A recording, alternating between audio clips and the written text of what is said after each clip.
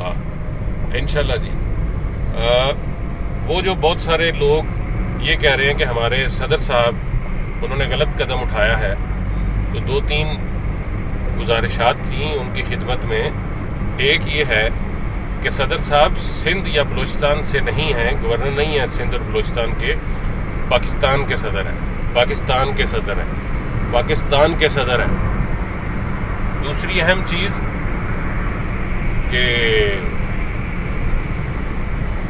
آپ جمہوری پارٹیاں بنتے ہو، سارے کہتے ہو جمہوری پارٹیاں ہیں، تو پھر جمہور تو یہ ہوتا ہے کہ جمہوری پارٹیاں عوام کے پاس جائیں، عوام سے بات کریں، ان سے مشورے کریں، ان کی سنیں، ان کے ڈیسیژنز کو ایکسیپٹ کریں اور عمل کریں.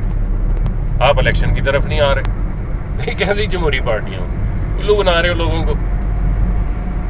اچھا، اب تیسری اور آخری چیز کہ جناب آپ دونوں تینوں پارٹیوں والے اہم، ان سے یہ ریکویسٹ ہے کہ یہ صدر ہیں پاکستان کے، آپ کی پارٹی والے صدر نہیں ہیں، جن کا خاندان، جن کی فیملی ہی صدر اور چیئرمین اور فلاں بنتی ہے، کسی کی 40 سال سے، کسی کی 50 سال سے.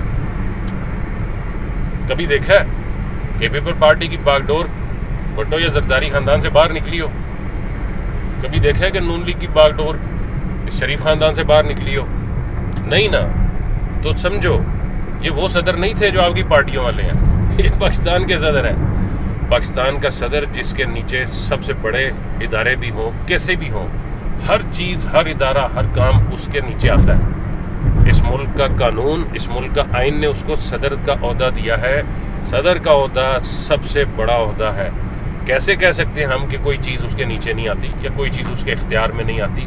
پاکستان کی زمین کی حدود، پاکستان کی فضائی حدود، کوئی بھی حدود جہاں پہ پاکستان کا لفظ چلتا ہے وہ اس کا صدر ہے. اب سمجھو اس سے آسان تو پھر یہی ہے کہ آپ کو عوام الیکشن میں سمجھائے.